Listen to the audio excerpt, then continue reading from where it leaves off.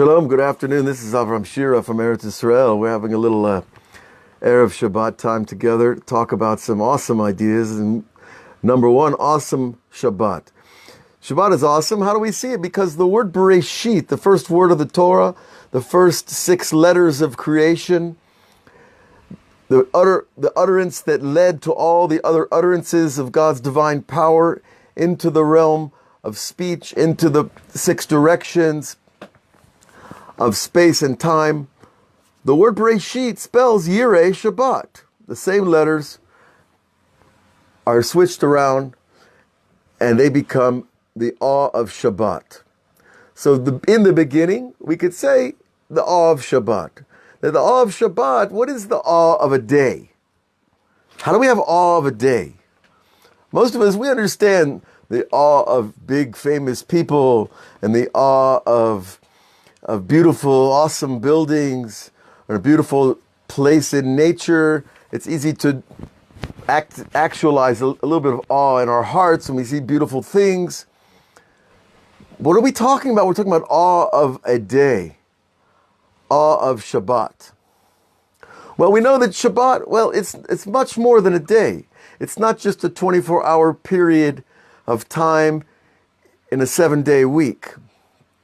It is actually a piece of the beginning that gets woven through creation week after week since the beginning of the story that began in the garden. Of course, the garden was a transcendental hyperlight universe. It was not physical. There was nothing physical that existed at that time. And when Adam and Eve partook of the fruit of the tree of the knowledge of good and evil, they were eating from the duality consciousness. And that duality consciousness transformed the spiritual into physical. And they were at the time precisely where we are right now, Erev Shabbat, in the afternoon. And so we're looking at an idea that is really not about time. It's before time. Now, when you want to think about above time, think about before time. Just like you had yesterday was before today. And when you were younger, you were before who you are today. And each of us is transforming and changing all the time. And we might not see the distinctions and the details of how we change. But after a while, you notice, hey, this beard, it turned white. It didn't used to be, you know. and so on and so forth. If we look at the changes that we go on physically, they're actually teaching us about spiritual changes as well. For example, in the Kabbalah, the change in the color of the beard is a transformation from judgment to mercy, from black to white, from din to compassion. So those transformations are little moments above time themselves. And Shabbat is this actually a period in which we rise above time in order to experience the awesomeness of creation. Because I don't have to do anything else. There is nobody knocking at the door. Even if they are, they're welcome and I don't have to worry about it. Right? There's nobody calling, I don't have to answer. There's nobody coming over to ask me for something. The government is somewhere else in cyberspace with their programs and their ideas and their new, well, let's not go too political right now. But the point, of course, is that when I stop doing what I normally do, then I can get a different look on reality and I can see how awesome life really can be. And believe me, there are times where I wake up and the world is not awesome. And if I get into an argument with somebody, it doesn't feel too awesome. And if I look at some of the terrible things you see on the news, that doesn't feel very awesome either. But that's okay. I don't have to feel awe all the time. It is not a continuous state of being. It is a state of being I strive for. It is a state of being I pray to return to. It is a state of being that is given me as a gift because of Shabbat. Yirey Shabbat. Now, Yirah, the Hebrew word for awe, also has the same letters as Ra'i, or to see. And the seeing, of course, connected to the eyes, is very interestingly integrated with our experience of awe. That when you hear something, like I remember when I was a kid and my grandparents would play Beethoven's Ninth Symphony, I'd say, wow, that's really awesome music. Or I'd hear a concerto or, a Mozart, and that was pretty awesome. Then around 16, it wasn't as awesome anymore. No, actually it was awesome, but then other things came along, other types of music that they also seemed awesome when you first heard songs by certain rock groups or whatever you were interested in, whatever turned your mind on.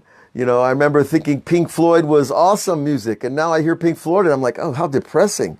I used to think Led Zeppelin was awesome, Stairway to Heaven, let's go to heaven, but I didn't have any idea what that was talking about. But it still triggered some awe then. Now I listen to it, it's special music in a way, but it's not awe releasing in the heart because I've changed.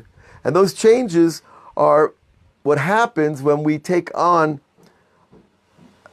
the idea of a unified creation with a unified creator and ourselves being part of that. We can no longer look at life as a fractured, departmentalized reality. It isn't. It never was. But that's what happened to the mind of Adam and Eve in the garden. They lost the Yirey Shabbat. They lost the awe of the oneness that they saw in the universe. In the beginning, they were in the Garden of Eden. They saw the absolute oneness of all creation. When they fell into the brokenness. They fell into the fractured stained glass perception of reality. Now that reality needs to be healed. And so God gave us the Torah to heal our perception and return to seeing the oneness. Now that takes place moment by moment. It's not a continuous overnight reality. But Shabbat is a taste of that oneness. Shabbat is what we come back to experience what we first were born into, seeing the world as one living entity with an emanator, a creator, and all his various infinite creations. And then what happens is each time we do a mitzvah with proper kavanah, each time we pray with our hearts, each time we learn with all our being, then we get a little window opens up and a few of the pieces like are fused together. And the vision becomes a little wider of the oneness. And then we fall again, but then we get up and we do it again. And slowly the stained glass window, it gets put back together into one singular, unified lens of perception that's right in here. Okay, so we're trying to put that broken window back together again, and it happens moment by moment, mitzvah by mitzvah, good deed by good deed, throughout the week. And on Shabbat, we stop and we say, let's see how this week really was. Well, this happened, and this happened, and this happened. And we could take a list that has lasted a long time, and it might be very negative. But part of our work is to use our intellect to integrate all those little disparate and desperate moments of the weekday and unify them into the bigger picture. And Shabbat gives us a chance to sit in the space of the bigger picture. That there really is something behind creation. There really is a goal to everything that we're going through right now. And there always was a goal. And it was always this same goal for all of humanity, for all the thousands of years of creation. To put the mind back together into a unified field. It's not for nothing that Einstein was looking for the unified field theory. Now, Einstein, obviously, what can I say about his intellect and his achievements? I don't know how much Kabbalah he learned. But if he'd learned a little bit of Kabbalah, he would have seen that the unified field theory, he didn't have to prove it. Now, maybe he was trying to do it through mathematics and equations, but it was already there in what's called the name of God is the unified field. And if you take the name Yud K Vav K, you can split it into everything else that is. Through the dissection of the letters and their portions and their parts and their numbers and their shapes and their expansions. But okay, that's going to be like a PhD work to put that whole thing together. How God's name is the unified field. But once we understand how the oneness is, and we are part of it, then it makes perfect sense that God's name, that bridge between the finite and the infinite, is the stage, is the map of how the oneness exists within us and around us. Now it says we're made in God's image. God's image is, of course, reflected in everything. But the main way we identify it is with the name Yud and Hey and Vav and Hey. Now if you look at your own body, your head is a Yud. And your upper torso is the upper Hey. And your spinal column down to the center of your body is the Vav of God's name. And of course, the lower Hey are the hips and the legs and the feet and all the organs there. So all of those, you see that the human body is already shaped like God's name. And so is our face. If you look at the human face, you see that the right eye of Chokhmah is a Yud, the left eye is Hey, the nose is the Vav, and the mouth is the final Hey. And so there you've spelled God's name again in your own body. And this happens over and over in every level of creation. And so when we see that unified field, we come back to Shabbat and we understand, oh yes, now there has to be a Shabbat. There has to be a time of rest because there is a time of work. And you'll notice that most of the world does not take a day off. A lot of the world does, but most of the world probably doesn't. Now we're talking about all people in all places and all religions put together. It doesn't mean that they don't have a day off in Islam or they don't have a day off in Christianity, but whether you take it or not, I guess that's everybody's individual choice. And there are plenty of Jews that don't take off, their day of rest either. But when we understand the day of rest, Yirey Shabbat, the awe of Shabbat, it's also Re'e, see Shevet. You will see the sitting. You will see the value that when you stop and you sit, something changes in your makeup. Your heart beats slower. Your breathing slows down. And when your heart slows down and your breathing slows down, guess what slows down after? Your thinking. And you can think at a different pace. And when you think at a different pace, you start to process reality in a different way. Now, Rabbi Nachman tells us, go out in the forest, be with the trees, be with the fields. Why? Because they live at their pace. A tree has its own pace of living. It grows, it reaches up. Every day it's reaching out for newer energy, new nourishment. It also has hope for rain. It also has feelings at the level of the plant kingdom. But do they run around chasing their tails? Are they always, you hear somebody else's phone ring and your head jerks. What's that? That means we're programmed, that we're being programmed by our own machines. Now, that's not the pace of healthy living. The thought processes that allow us to think, to put ideas together, to come into a wholeness of relationship with ourselves. But Shabbat gives us that. But I have to do something to do that. I have to turn off the motor. I have to put down my keys, my wallet, my phone, everything. You become a little bit childlike on Shabbat. Very simple. But that simplicity is what opens up the gate of seeing the unity. Now, as we get simpler, we actually get closer and closer to the unity. And that, again, that's mending all those cracks in the stained glass window of consciousness. And so, if you haven't had that moment in your life, I bless you to have that moment. But it's not as hard as you think. It's not something that you have to strive hard and difficult tests to achieve. It's something that you let be. Okay? You let it be. To borrow a phrase. Right? But when I let creation be one in my mind, I relax the guards of my consciousness. I tell the security guards of my mind to go, take a day off.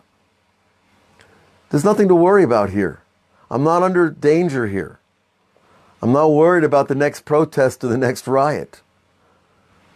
When we let our blocks down, our defense mechanisms, our resistances, what I think I know, what I think the truth is. Truth is a concept in Kabbalah that's always expanding and growing and elevating. Yesterday's truth is false compared to today's truth, because we're defining truth here as each person's place of perception of the creation and its creator. And as my perception of the creator expands, then my truth changes. What I used to hold as bad might be a little different today. I might have more compassion than I did yesterday. That means my truth is changing. What I used to think is good, I might think is, well, maybe it's not so good. That also is an adjustment in my perception of truth. And so each day's truth becomes yesterday's falsehood. And so too, we climb a ladder towards the ultimate truth. And we say it every day in the morning davening, Hashem Elokechem Emet. God, Yud Kei Vav Kei, that eternal name, your God is truth. And God cannot be separate from truth, and truth cannot be separate from God. It's a contradiction in terms, and otherwise the whole system falls apart. Now, some people like to pull the system apart. Some people take enjoyment in that, It's trying to find the hole to break down the system. But that's just because they haven't yet tasted the oneness, and they haven't experienced the divinity of their own souls. And even if they have experienced a high level of consciousness, they don't want to put the name God on it. They don't want to put that old-fashioned concept name on their experience. Okay, they're allowed to do that. But that's still within the inclusiveness, the inclusive vision of the entire creation. So the awe of Shabbat, that Yirey Shabbat, it's like the glue that holds the new window of perception together. So when I have awe, suddenly the pieces start to fit together. And when I have awe, I don't judge things in a negative way. And even if I see things that it might be troublesome, they're still acceptable. So Yirey Shabbat is Bereisheet, the beginning of creation. Remember, the seventh day of creation is the beginning, is the first Shabbat. But it's also the beginning of the next week. Because, of course, in Judaism, the next day begins at sundown. So when we are in Shabbat on Saturday afternoon, if you want to call it that in English, we're coming to the end of the first week, but we're really preparing for the beginning of the new week. And there's this smooth transition from one to the next. And that transition is meant to be experienced as not a person who's going back to the work week, a person who's going back to his obligations in the physical realm, a person who's looking for another escape in the physical realm. No, the idea of Shabbat is that we want to push Shabbat into the week. We want to make Shabbat longer and longer and longer until, of course, all creation reaches what's called the ultimate Shabbat, the 1,000 years of peace, which, well, it's coming to a creation near you in only 220 years. That's not so long in Jewish time.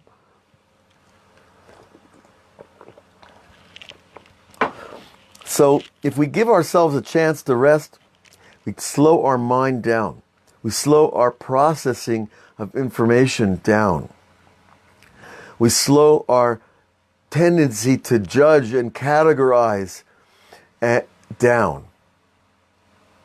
We receive things more wholly before I respond to them. Shabbat is like this psychic buffer zone between us and reality. That is the rest of reality, because we're part of the thing that we're observing. We're not separate from Shabbat. We're not separate from creation. We are the pinnacle of creation. We are the collective forces of creation in one place and time. And all those little pieces that are in us are out there in the world somewhere. So Shabbat is also the time where we have another concept from these words of Shabbat, and that is the idea again from the word Bereisheet, Yirey Shabbat. The same letters can be spelled the awe of shame. Yirey Shabbat, or the seeing of shame. Now, shame is not something people generally relate to as a positive thing, right? Shame is something we try to avoid. We don't want to be shamed. We want to feel ashamed. But there is a positive shame. There is a holy shame. That is the feeling that you get when you're in the presence of something greater than yourself. And when we're in the presence of God, it is natural to feel ashamed, to lower our heads, to lower our eyes. So when we have Yirey Shabbat, which is again the idea of Bereisheet, the beginning of creation, the same letters, we get that from Shabbat, that once Shabbat comes in and I feel the awe of Shabbat, the next thing my head goes down. The next thing I kind of get small. That getting small, that change in body posture is also part of the experience of shame before the Creator. Now, if I walk around with my shoulders up and my head back, and sababali, the world is awesome, that's great. That's a good place. But I gotta remember, right, who's making this happen. And if I really feel the presence, it's going to drop you down. It's going to take you to that smaller place. And it's a positive shame. Now, positive shame keeps us from doing terrible things. People would do terrible things if they didn't have a fear of being caught or a fear of being shamed. And so there is a very upside to shame. Of course, the downside of shame is it can neutralize my desire to function. It can take me out of the game. It can put me on the sidelines of life because I'm so afraid of rejection and pain and all of that I end up not trying. I end up not going to the job interview. I end up not running the race. And there's nothing worse than not running the race when even if I come in last, I ran that race. And I feel good about it. Even if I don't get the job, I went to the interview. I put on my suit. I said what I had to say. If they don't want me, okay, that's fine. People are allowed to not want me, you know? People are allowed to not love us. People are allowed to not like us. It's okay to not be liked. It's really okay. And that neutralizes that negative shame. And then I can have the positive shame of, wow, look at this awesome world. Look at the way, I went over to the Mayan here, the spring, to dip for Shabbat, and I saw this little mud dauber, this little, it's kind of like a hornet, but it collects mud to make its nest.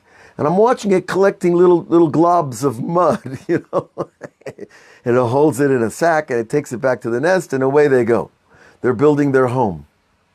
That's an awesome thing. Who can make a bug to do that? That's awesome when you break it down to the life of that individual creature. And so on and so forth. You can build your consciousness of the awesomeness of life through the little things. If I start with the big picture, I start with CNN, it's not going to look too awesome, too long. But if I start with the little things, then slowly the frame fills out and the mind heals and we take on this oneness consciousness that Adam and Eve had in the garden before they threw the rock in the window and the whole thing shattered. Okay, so I think we can work with this idea all Shabbat long, constantly bringing pieces back. like my friends' kids, they build puzzles, they're putting the pieces back, trying to make the picture whole again. That's what we're doing right up here. And chiefly, the pieces are the pieces of your life. To take all the pieces of your life and glue them all back together into one whole beautiful stained glass window that you see through and perceive the oneness of life. So that's Yirey Shabbat for me. And it's an awesome thing. We're going to Jerusalem for Shabbat. So we're going to the holy city. What can you say?